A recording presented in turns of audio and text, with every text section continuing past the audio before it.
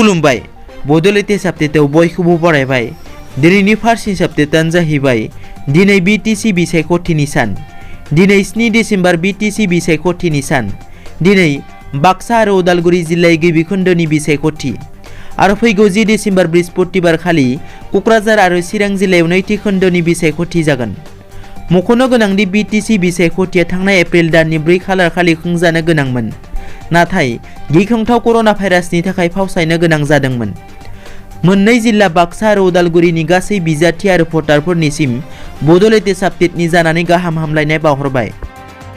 नैथियाव दङ फावखुंगुर मन'जित नार्जारिया रुंसारि जाबाय। बर' सावथुन मुलुगा सासे साबसिन फावखुंगुरखौ खोमानांबाय। फावखुंगुर मन'जित नार्जारिया 45 बोसोर बैसोआव रुंसारि जाबाय। फावखुंगुर मन'जित नार्जारिया गावनि बिमा-बिफा, बिसि आरो सानै फिसाफोरखौ अराय समनि थाखाय नागारलांबाय। मिथिनाय बादिब्ला बिथां फावखुंगुर मन'जित नार्जारिया गोबाव समनिफ्रायनो गोब्राब लोमजानानै गोग्लैना दंमोन आरो थांनाय सनिबार खालि मोनाबिलियाव जोबथा हां बोयो।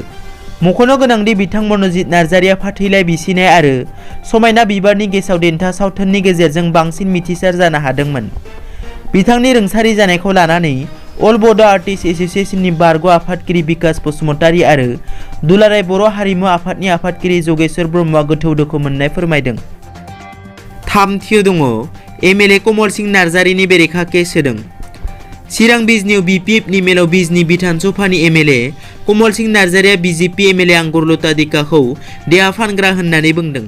बिजेपि एमएलए आंगुरलता देकाया बिटिआरनि भिसिडिसिफोरखौ सिफायनांगौ होननानै बुंनायाव एमएलए आंगुरलता देकानि बादि देहा फानग्राया भारतीय संबिजिदारि गनायथि होनाय भिसिडिसिखौ सिफायनाय जाया होननानै बिबुंथि होयो एमएलए कमल सिंह नार्जारिया। गुबुन फारसेथिं एमएलए आंगुरलता देकाखौ गाज्रि रावजों बिजनी एमएलए कमल सिंह नार्जारिया बुंनाय सोमोन्दै बिजनी बिजेपि दिलआ कमल सिंह नार्जारिनि बेरेखा केस होदों। ब्रैथियाव दङ बिसि आरो फिसाज्लाया लोगो नांनानै बुथारदों बिफाखौ। नगावनि कसुवा लंका गामियाव गिख्रंथाव जाथाय। बिसि आरो फिसाज्लाया लोगो नांनानै बुथारदों बिफाखौ। नखरनि नांज्लायनायनि थाखायनो बे बुथारनाय जाथाया जादों।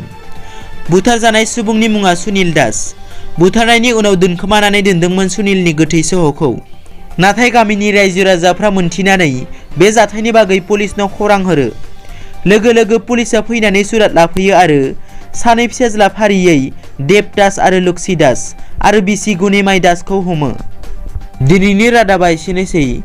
नोंथांमोना जुदि आंनि चेनेलखौ दासिमबो साबस्क्राइब खालामाखै, अन्नानै साबस्क्राइब खालाम। गोजोन्थों।